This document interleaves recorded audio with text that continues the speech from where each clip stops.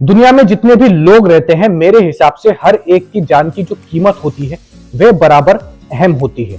यानी कि कोई आम इंसान क्यों ना हो, वह चाहे फिर बच्चा हो, बूढ़ा हो या जवान हो, उसकी भी जान की कीमत उतनी ही होनी चाहिए जितने की एक बड़े नेता या बड़े लीडर की होती है, या किसी दुनिया के बड़े अमीर शख्स की होती है। और दुनिया में एक ऐसा कौन सा देश है जहां पर एक आम नागरिक की जान की जो कीमत होती है वह उतनी ही होती है जितनी किसी बादशाह की होनी चाहिए? तो अगर आप मुझसे ये सवाल करेंगे तो मैं सऊदी अरब का नाम लेना चाहूंगा। और मैं सऊदी अरब का नाम क्यों ले रहा हूं, इसके मुताबिक एक खबर आई है, जब वो मैं आपको बताऊंगा तो आप खुद समझ जाएंगे। अस्सलाम वालेकुम, मैं हूं ताहा नसीम, आप देख रहे हैं TN अरब हिंदी न्यूज। मैं आप लोगों के लिए लेके आया हूं सऊदी अरब से जुड़ी कुछ खास और अहम खबरें अपने सभी गैर मुल्की भाइयों के लिए।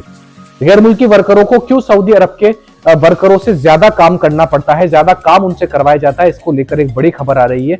और सऊदी अरब के अंदर अगर आप गलत डॉक्यूमेंट्स पे एंट्री करने की कोशिश करेंगे तो आपके साथ क्या हो सकता है, इसके मुताबिक भी एक खबर हमारे पास में आ रही है। और भी बहुत सारी खबरें आ रही हैं, तो सभी खबरों के बारे में विस्तार से बात करेंगे। आप लोगों से गुजारिश है वीडियो में शुरू से लेकर आखिर तक बने रहें ताकि सही जानकारी आपको मिल पाए। और चैनल पर नए हैं तो चैनल को सब्सक्राइब करना ना भूलें। तो चलिए खबरों की शुरुआत करते हैं। पहली खबर हमारे पास में आ रही है लेसन वेबसाइट की तरफ से। किंग सलमान बिन अब्दुल अजीज की तरफ से हर साल 1000 लोगों को बुलाया जाता है दुनिया भर के अलग अलग कोनों से, जिनको किंग सलमान की तरफ से उम्रा कराया जाता है। तो साल 2024 के लिए किन 1000 लोगों को चुना गया है जो कि किंग सलमान बिन अब्दुल अजीज की तरफ से उम्रा के लिए आएंगे, इसकी जानकारी जो है लेसन वेबसाइट को जो है मिनिस्टर ऑफ इस्लामिक अफेयर्स दावा ने दी है। इस्लामिक अफेयर्स और दावा के जो बड़े मिनिस्टर हैं उन्होंने लेसन वेबसाइट से बातचीत करते हुए बताया है कि इस साल जो भी ये 1000 लोग होंगे जो उम्रा के लिए आएंगे किंग सलमान की तरफ से, ये वो लोग होंगे जिन्होंने साल 2023 में जो इस्लाम के खिलाफ आवाजें उठाई गई, कुरान की बेदबी की गई, जिन जिन मुल्कों में जो है आतंकवाद को इस्लाम के नाम पर भड़काया गया, बढ़ोतरी दी गई, या जहां भी जो है मुसलमानों के ऊपर अत्याचार हुआ पूरी दुनिया में, तो इनके अगेंस्ट में जो लोग खड़े रहे और जिन्होंने इस्लाम का सपोर्ट करते हुए आवाज उठाई बड़े स्तर पर, उन लोगों को इस साल जो है उम्रा के लिए बुलाया जाएगा किंग सलमान बिन अब्दुल अजीज की तरफ से।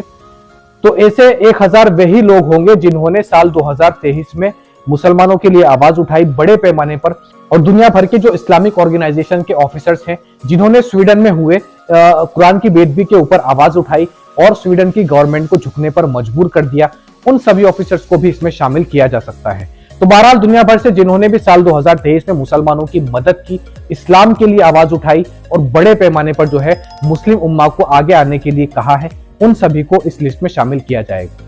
अब बढ़ते हैं अगली खबर की तरफ, जिसका मैंने शुरुआत में जिक्र किया था कि कैसे गैर मुल्की वर्कर जो होते हैं उनको सऊदी अरब के अंदर ज्यादा काम कराया जाता है।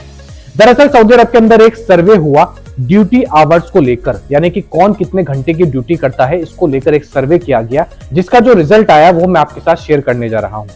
सऊदी अरब के अंदर जो एवरेज मैन होते हैं, यानी कि जो एवरेज सऊदी शहरी होते हैं जो कंपनीज में जॉब करते हैं, उनकी जो एवरेज ड्यूटी होती है एक दिन की, वह करीबन 8 घंटे की बताई जा रही है। इसके अलावा जो सऊदी विमेन्स हैं, यानी कि जो सऊदी की तरफ से लेडीज काम करती हैं, जॉब करती हैं, उनकी जो एवरेज ड्यूटी होती है एक दिन की, वह करीबन 7.5 घंटे बताई जा रही है। तो इसमें भी फर्क है। और वहीं अगर हम गैर मुल्कियों की बात करें तो गैर मुल्कियों की जो एवरेज ड्यूटी होती है एक दिन के अंदर, वह करीबन 8.5 घंटे की होती है। वहीं पर गैर मुल्की औरतों की जो ड्यूटी होती है वह करीबन जो है 7.5 घंटे की ही होती है, जितनी की सऊदी औरतों की भी होती है। तो इससे ये साफ साफ पता चलता है कि जो सऊदी औरत है उनको सऊदी मर्द के मुकाबले कम काम दिया जाता है, और वहीं जो गैर मुल्की है उनको ज्यादा काम दिया जाता है सऊदी शहरियों के मुकाबले। तो इस डेटा से ये बात क्लियर हो गई है। अब बढ़ते हैं अगली खबर की तरफ। आपको याद होगा कि मैंने वीडियो के स्टार्टिंग में आपसे कहा था कि सऊदी अरब के अंदर किसी भी आम इंसान की जो जान की कीमत होती है वह उतनी ही अहम होती है जितनी की किसी बादशाह की। सऊदी अरब के अंदर एक ऑर्गेनाइजेशन है जिसको हम अल फौ के नाम से जानते हैं। इस ऑर्गेनाइजेशन का काम सिर्फ इतना होता है कि जो सऊदी अरब के डेजर्ट इलाके हैं वहां पे गुम हुए लोगों को घूमना। दरअसल यूनाइटेड अरब एमिरेट से एक शख्स सऊदी आ रहा था बाय कार, बाय रोड से, और जब उसने सऊदी अरब में एंट्री की तो बॉर्डर के इलाके पर जो रेगिस्तान है उसने वहां पर टेंट लगाने की कोशिश की। वहां पर वह जो है रेगिस्तान में चला गया और रेगिस्तान में जाने के बाद में जो है उसकी कार का पेट्रोल खत्म हो गया, जिसकी वजह से वह वहां पर घूम गया और वहां पर क्योंकि नेटवर्क नहीं थे इस वजह से वह किसी से भी कांटेक्ट नहीं कर पा रहा था। आखिरी जो उसकी कॉल पर बात हुई थी, उन लोगों ने अल-4 ऑर्गेनाइजेशन से बताया कि हमसे जो है इस शख्स का जो कांटेक्ट हुआ था वह 3 दिन पहले हुआ था।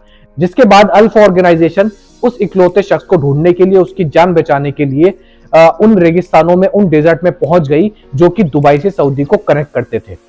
बहरहाल 3 दिन की छानबीन के बाद, 3 दिन की लगातार मेहनत के बाद उस शख्स को रेस्क्यू कर लिया गया है। शख्स जिंदा पाया गया है। हालांकि उसकी जो हालत है वह काफी गंभीर बताई जा रही है, लेकिन इस वक्त उसका ट्रीटमेंट सऊदी अरब के अंदर चल रहा है और अल-4 ऑर्गेनाइजेशन ने उसकी जान बचा ली है उसको ढूंढकर। तो मैंने इसीलिए कहा था कि सऊदी अरब के अंदर एक शख्स की जान की कीमत बहुत ज्यादा होती है। जो सबसे ज्यादा पॉल्यूटेड कंट्रीज हैं, वो चाहे भारत हो, चाइना हो या जापान हो, मेरे हिसाब से वहां पर इतनी नहीं होती। वहां पर कोई बच्चा भी अगर मिसिंग होता है और उसकी रिपोर्ट हम पुलिस में दर्ज करा देते हैं तो उस पर खास जो है कार्रवाई नहीं की जाती और इसको जो है हल्के में लेकर छोड़ दिया जाता है, लेकिन यहां पर ऐसा बिल्कुल नहीं है। आपकी इस पूरे मामले के ऊपर क्या राय है वह आप हमें कमेंट बॉक्स में लिखकर जरूर बताएं। अगली जानकारी हमारे पास में आ रही है मिनिस्ट्री ऑफ इंटीरियर की तरफ से।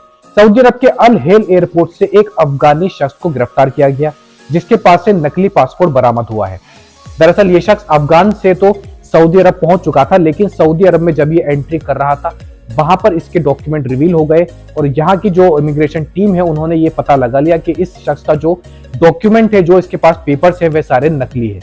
नकली डॉक्यूमेंट्स मिलने के बाद में इस शख्स को अब गिरफ्तार कर लिया गया है और उसके ऊपर सख्त कार्रवाई की जा रही है। तो ये थी आज की कुछ खास और अहम खबरें सऊदी अरब से जुड़ी हुई। ऐसी खबरें मैं आप लोगों तक डेली लेकर आता हूं। सऊदी अरब के अंदर कोई भी नया कानून आता है गैर मुल्की वर्करों के लिए, उसकी अपडेट सबसे पहले मैं आप लोगों तक पहुंचाता हूं। वीडियो पसंद आई हो तो वीडियो को लाइक करना ना भूलें और हमारे चैनल को सब्सक्राइब कर दें, साथ ही बेल आइकन दबा दें ताकि मेरी वीडियो सबसे पहले आप लोगों तक पहुंच सके। मैं तहा नसीम अब आपसे इजाजत चाहता हूं। इंशाल्लाह कल आपसे फिर मुलाकात होगी नई और ताजा खबरों के साथ। तब तक अपना ख्याल रखें।